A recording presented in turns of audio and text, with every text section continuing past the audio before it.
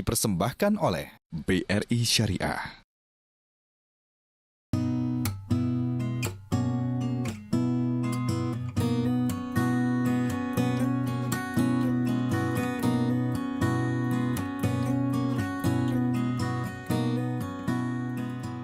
Dan ya.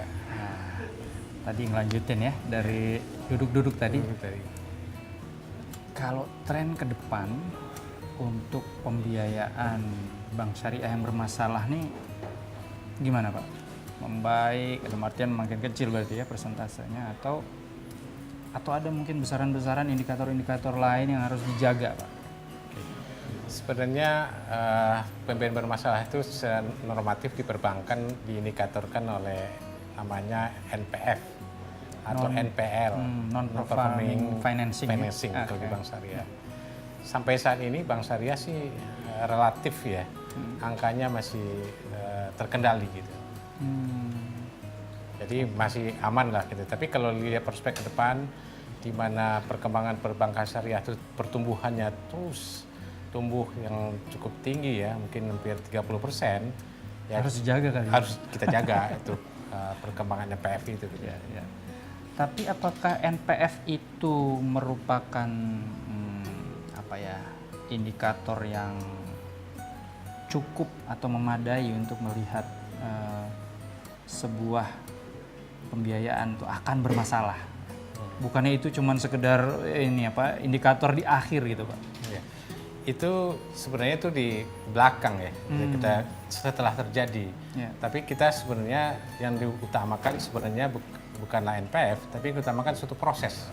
Proses justru dari awal. Nah, itu sangat menentukan. Ya. Jadi bagaimana kita menginisiasi suatu nasabah, bagaimana kita melakukan penetrasi kepada pasar. Nah, itu sangat. Jadi indikasi itu dilakukan dari awal itu.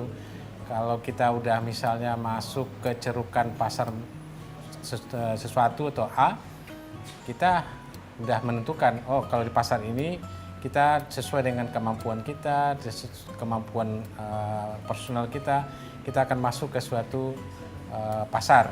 Ya, kita masuk ke pasar itu dan kita tetapkan, oh target market kita adalah ini gitu. Okay. Nah, dengan kita menetapkan target market itu, ini sudah suatu proses pengendalian sehingga yang NPF tadi tidak tercapai, tidak terjadi ya. Itu karena indikator di akhir ya Pak. Ya. Nah Pak, kalau di bank syariah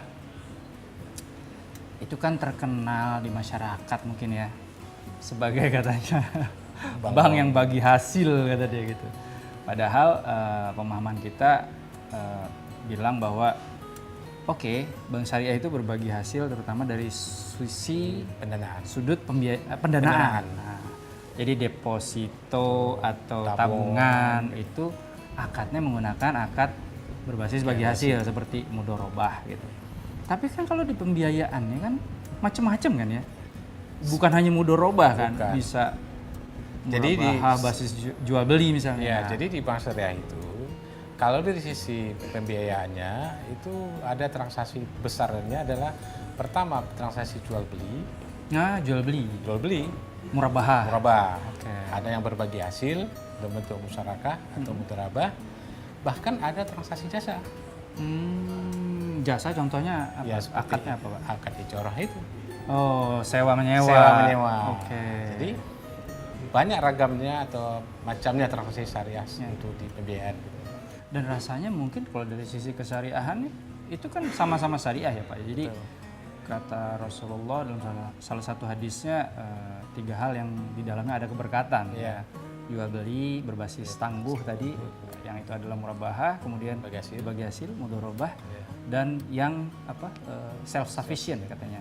Orang yang mandiri, yang mengolah gandum untuk kepentingannya sendiri katanya.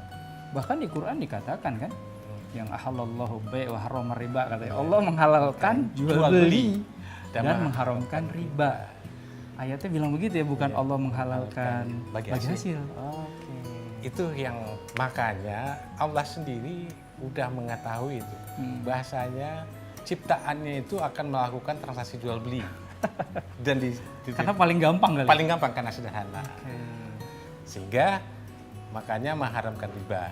Iya, Makanya lah transaksi murabah itu yang paling banyak. yang paling banyak. Bank syariah. Ya kalau mohon maaf kalau bank yang non syariah itu kan transaksinya ribawi. Sementara di bank syariah kita menyingkirkan yang transaksi ribawi sehingga jual beli itulah ya berdasarkan ayat Quran tadi gitu ya. Oke.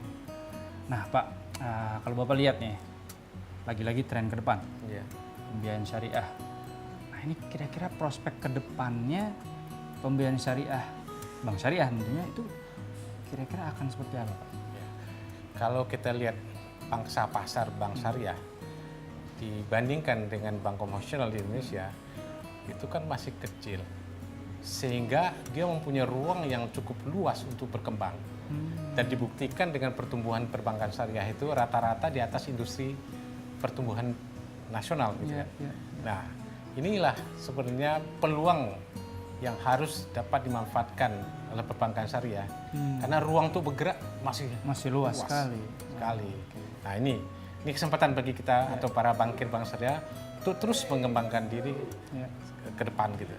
Tapi juga harus hati-hati kali ya. Oh iya. Karena pembiayaan berkembang bisa jadi juga yang bermasalah tadi juga mengikuti kan sesuai dengan perkembangan. Tapi kembali kepada saya sampaikan tadi, bagaimana kita di depan seoptimal mungkin untuk melakukan penetrasi dengan baik. Oke. Jadi jangan kita melihat di belakang, sebaiknya kita harus melihat di depan. Depannya ya, dari awal. Dari awal. Kalau depannya kita udah bisa pagarin, tentu di belakang itu ngikutin. Tapi kalau di depannya kita loss, kita urus di belakang, nah ini yang berbahaya. Nah ini jangan terjadi di perbankan syariah. Oke Pak Wildan, Ya. terima kasih banyak Pak.